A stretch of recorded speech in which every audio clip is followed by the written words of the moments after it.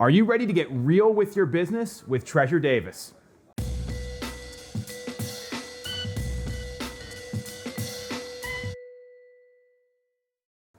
I am here with my good friend and most importantly, an amazing team leader, Treasure Davis from Colorado Springs. So one, thanks for coming on. Two, when we were prepping to decide what we wanted to talk about here, you came back to something that you've said over and over and over again every time I've heard you talk or we've been at one of these conferences like we are at Boomtown Unite, which is getting back to basics and keeping it real in your business, meaning real with yourself and real with what works. So your team's doing extraordinarily well. Explain what's been really clicking for them over the past 6, 8, 12 months. Yes, so it's the basics that we started doing 6, 8, 12 months that have really set our business off to be at 200 close and pending for 2022 so far. And so we know that what we're doing is working, and that's everything. So we're getting back to role play, script, nothing sexy, making our calls, doing our texts, making sure our CRM is updated, all the things that everybody knows that they need to do, they just don't want to do. So we're really having disciplines around the daily habits.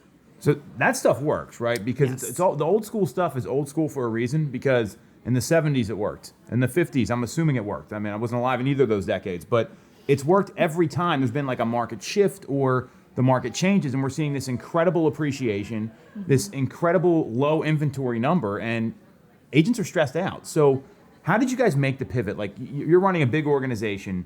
What was the conversation like around that? Because I guarantee you people watching, they're thinking, well, maybe I need to do something new or innovative instead of going the other way, which is where a lot of people, they kind of back off. Yeah, so that's been something that's been talked a lot about at Boomtown Unite, is the cost of acquisition for a new client versus a client that's already in your database, and how are we loving on our clients that already know, like, and trust us? Like, how are we keeping them wanting to work with us? There are some stats that 87% of buyers only interview one agent when they decide to work with them. So that tells us if we keep doing what we know and keep them in that cycle, when they go to sell, they're not going to not use us because they don't remember our name. Yep. And that has been really important for us, is making sure that we are loving on the people that we know, like, trust us, and that we want to work with again. And so the mantra that we're telling our team is, we're creating the market.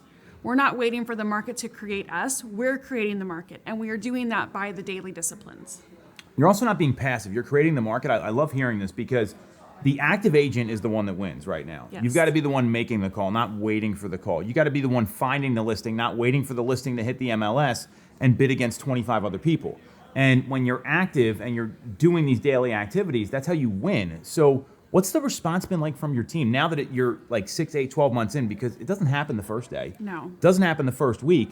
Maybe it happens the first month and you start to see some results, but it's a long game. It is definitely a long game, and there's a lot of coaching and talking about it, because there are cycles where you're like, this is great, we got this. And then there are times where you're like, I don't want to do it today. Mm-hmm. So it's the power of the teamwork. It's the power of the community that you build that keeps you on that game day in, day out, when things are tough, when deals are going sideways, when you've had a difficult conversation. It's that community that you build, whether you're a solo agent, whether you're on a team, whether you're a team lead. That community is what keeps you moving forward. Love it. So the people watching now, because I guarantee there's someone out there, they're hearing all this and they're like, I've heard this before. Sure. It sounds great. The person that's maybe a little afraid to implement or a little afraid to make these basic commitments in their day, what advice do you have for them? Because that's what we're here to do, is help people get into action. Gosh, so today from stage you shared your daily schedule. I mean, I think that posting a link to that would give people a really great, easy frame point of what it looks like to be $1 million producer, and using that as their framework to build out their successful day, and using the habits that you have in there to make their day also a success.